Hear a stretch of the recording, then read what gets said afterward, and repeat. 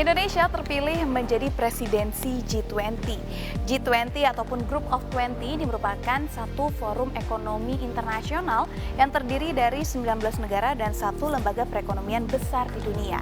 Dan untuk mensukseskan kegiatan G20, maka diadakan kegiatan-kegiatan pendukung lainnya. Salah satunya adalah Y20 ataupun Youth 20.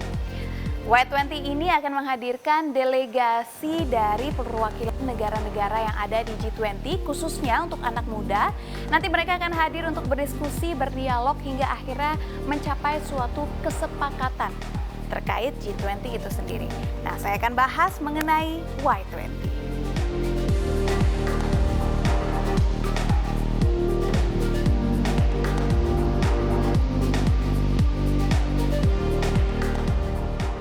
Y20 pertama kali diadakan pada 2010, di mana sampai dengan saat ini sudah ada lebih dari 600 peserta ataupun pemuda yang terlibat dalam konferensi Y20. Setiap tahunnya Y20 memiliki skala prioritas yang akan menjadi fokus untuk dibicarakan. Nah, tahun 2022 prioritasnya adalah Youth Development, lalu Digital Transformation, Sustainable and Livable Planet, dan Diversity and Inclusion.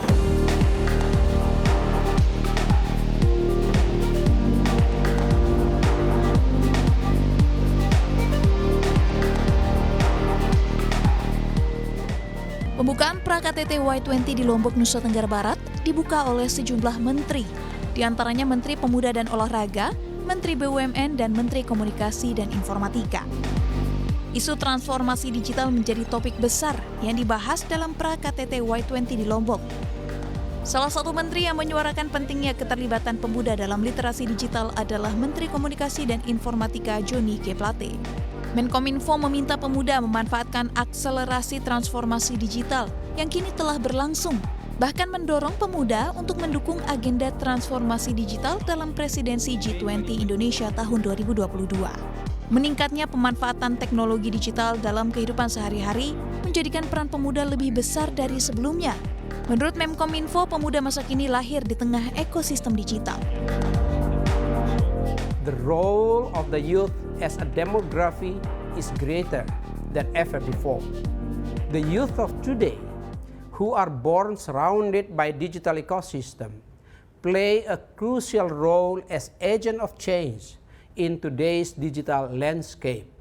In the year of 2021, the World Economic Forum, together with Sea Limited, wrote in the ASEAN Digital Generation Report, which stated that youth are crucial in the development of digital skills during the COVID-19 pandemic. It was reported that 36% of more than 80,000 respondents admitted that most of digital skills acquired were taught by youth aged from 16 to 35. Gelaran pra-KTT Y20 di Lombok tentu menjadi momentum besar bagi warga Lombok, khususnya para pemuda. Selain meningkatkan pendapatan pariwisata, pra-KTT Y20 di Lombok menjadi momentum pemuda Lombok untuk belajar bersama dengan tokoh-tokoh muda dari negara lainnya. Gubernur Nusa Tenggara Barat Zulkifli Mansyah mengungkapkan, kebanyakan pengunjung yang datang ke Indonesia berfokus pada isu sustainability development. Namun, untuk mengembangkan hal tersebut, turut dibutuhkan ekosistem digital yang memadai. Many people who come to Indonesia, especially to our province, talking and discussing about sustainability, the issue of sustainable development. Usually they talk or spend most of the time talking about environmental issues. But sometimes they forget that one important thing about sustainability is the accumulation of technological innovation, the process of technological learning.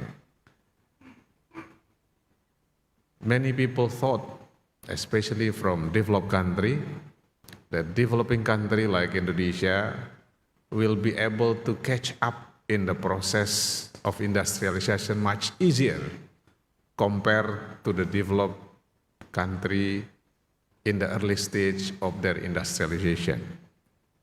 But unfortunately, technological learning is not costless, is not timeless, is not automatic. It needs a serious effort.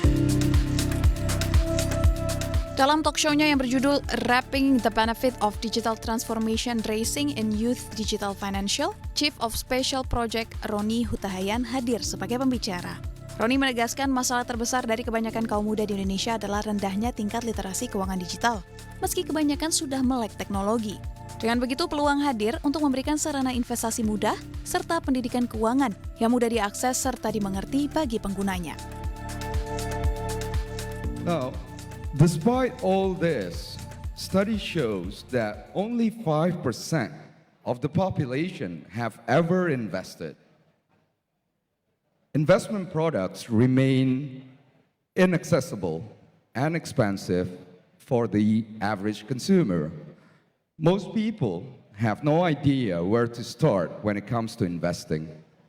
And this is one of the key challenges that we face today.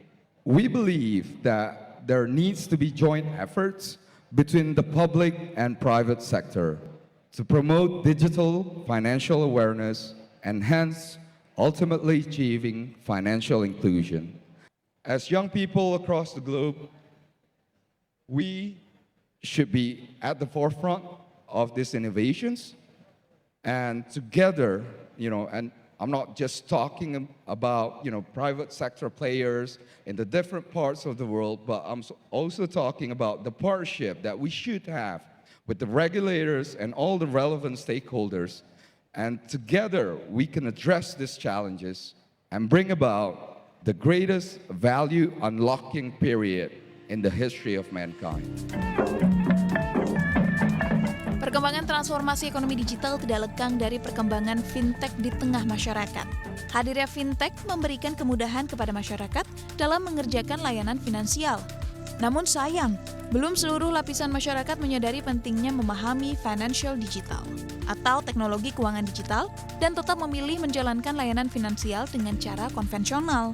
Padahal hadirnya fintech memberikan banyak manfaat, di antaranya meningkatkan inklusi keuangan di tanah air, membantu pelaku bisnis mendapatkan modal, memberikan kemudahan layanan finansial, menambah referensi pinjaman modal berbunga rendah, dan mendukung taraf hidup masyarakat menjadi lebih baik. Namun maraknya penipuan menjadi penghalang bagi masyarakat untuk mengenal financing digital. Lantas bagaimana peluang melihat hal tersebut?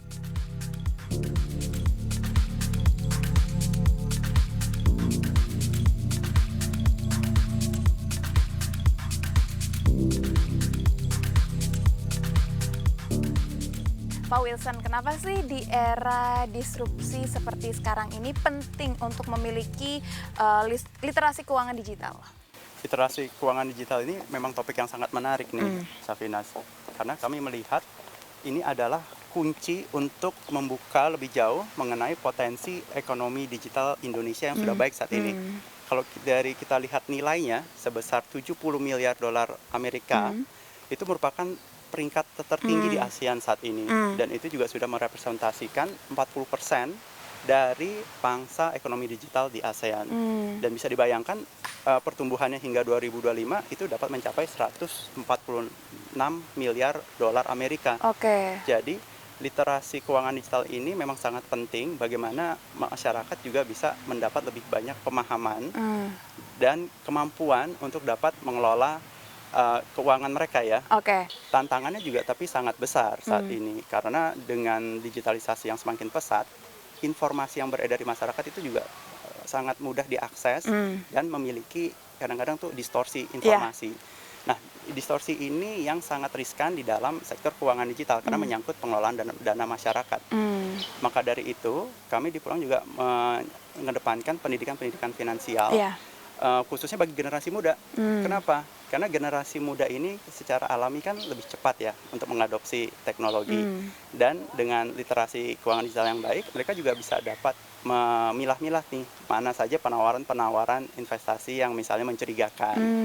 Nah, harapannya agar tren FOMO di kalangan milenial ini ya, itu juga dapat terhindari.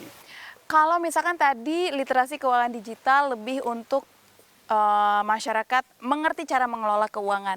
Sekarang seberapa penting nih literasi keuangan digital untuk kita-kita milenial yang mau berinvestasi di dunia digital? Nah, ini juga merupakan satu hal yang terpenting lah kalau bisa dikatakan ya, apalagi melihat pertumbuhan investor retail yang juga semakin meningkat.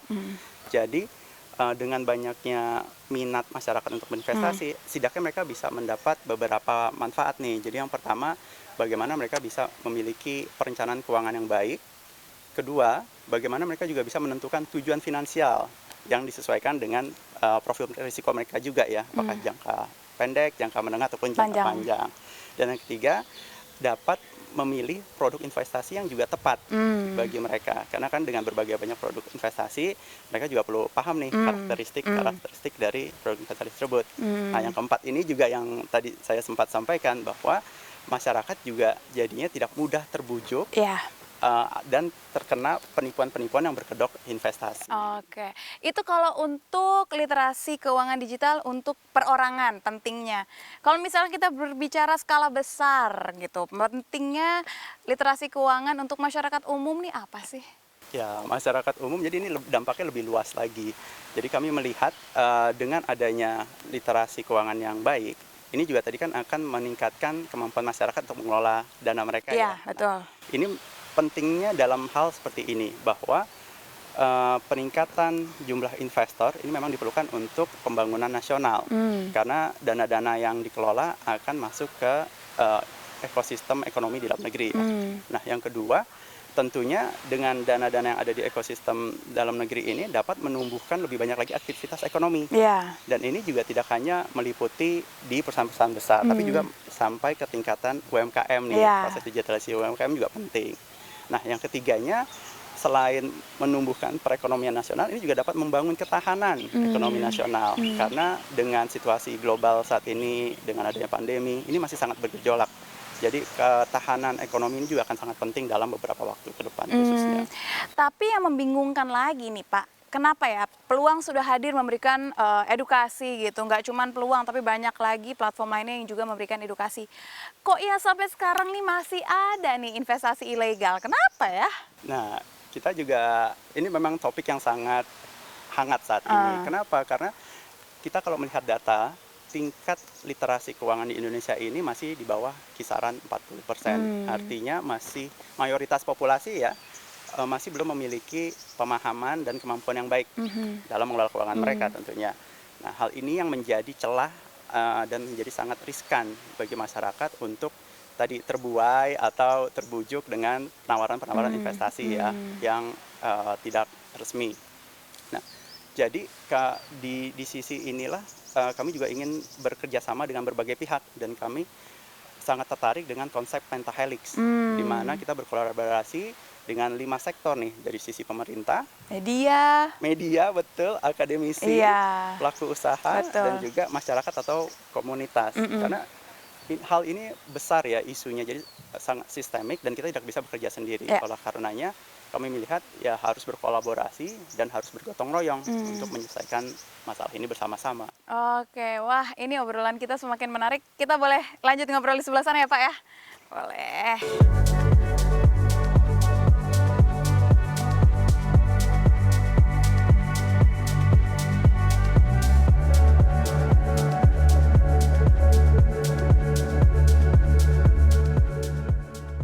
Pak Wilson ini melanjutkan diskusi kita yang tadi.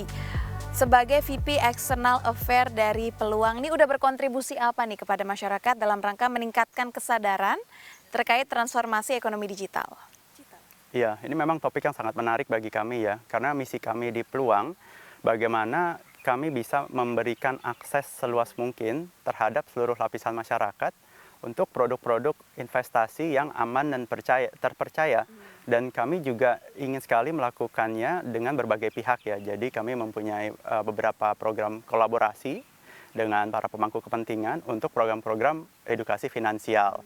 Nah, kabar gembiranya memang kami melihat pertumbuhan pengguna Peluang juga sangat luar biasa ya. Di awal tahun ini saja dari 4 juta orang pengguna, sekarang sudah mencapai 6,7 juta pengguna. Hal ini berarti kami dapat menjangkau lebih banyak lagi masyarakat dan juga memberikan akses terhadap produk dan konten-konten mengenai edukasi finansial. Nah, di sini kami melihat artinya sudah lebih banyak orang nih yang bisa memanfaatkan teknologi dan mereka dapat menggunakan investasi yang baik dan benar. Dengan hadirnya peluang nih, bukti nyata apa yang udah diberikan ke pengguna? Apalagi tadi kan jumlahnya meningkat banyak nih, hingga 6 juta apa? Ya, jadi kembali lagi kita melihat dengan adanya 6,7 juta pengguna, bagaimana kita juga bisa terus mendorong program-program edukasi kepada mereka. Dan kami juga, ini artinya hal yang baik ya, karena dengan pertumbuhannya pengguna peluang, minat masyarakat untuk berinvestasi itu semakin tinggi.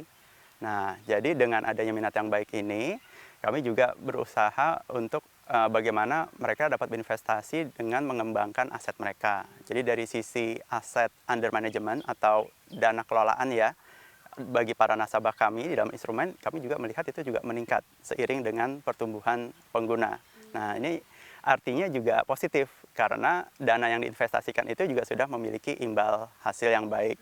Tentu saja kami juga sebagai aplikasi multi aset di Indonesia, kami mengedepankan prinsip diversifikasi portfolio sehingga nasabah tidak hanya bisa menggunakan 1-2 produk investasi, namun juga 3, 4, dan 5 gitu. Dengan demikian, ini juga dapat mengurangi resiko terhadap volatilitas dari market. Oke, berbicara tentang resiko nih, ini kan tadi Pak Wilson bilang peluang ini merupakan platform multi aset investasi ya. Bagaimana kita mengetahui sebagai masyarakat penting loh untuk memahami keamanan berinvestasi di platform digital.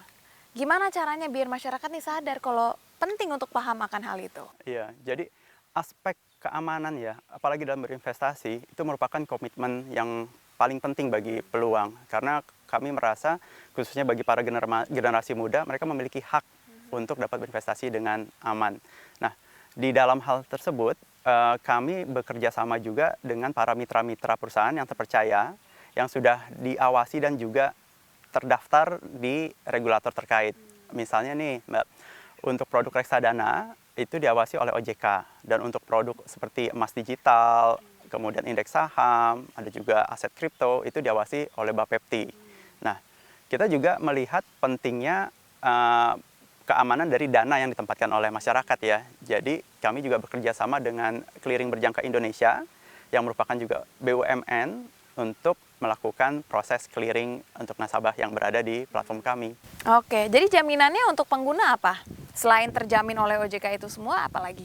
Ya, dari sistem peluang, kami juga memiliki beberapa hal teknis ya untuk menjaga bagaimana rekening itu aman, kemudian bagaimana saat mereka bertransaksi tidak ada kesalahan, dan pastinya kami juga selalu yang paling penting itu adalah berkoordinasi dengan pemerintah ya.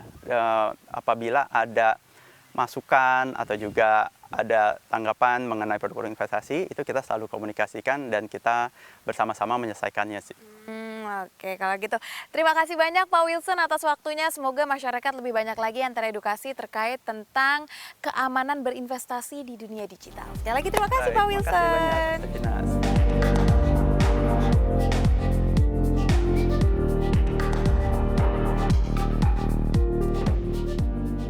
Wah, sepertinya hanya tinggal menunggu waktu ya untuk sektor jasa keuangan akhirnya beralih ke dunia digital, dan juga tinggal menunggu waktu masyarakat akhirnya sadar untuk memiliki kemampuan literasi keuangan digital. Namun perlu diingat, kemampuan saja tidak cukup. Perlu juga kebijaksanaan dalam bertransaksi sehingga transaksi aman, kantong juga aman. Dari Lombok, Nusa Tenggara Barat, Syafina Sasyar, Moh Triandono, CNBC Indonesia.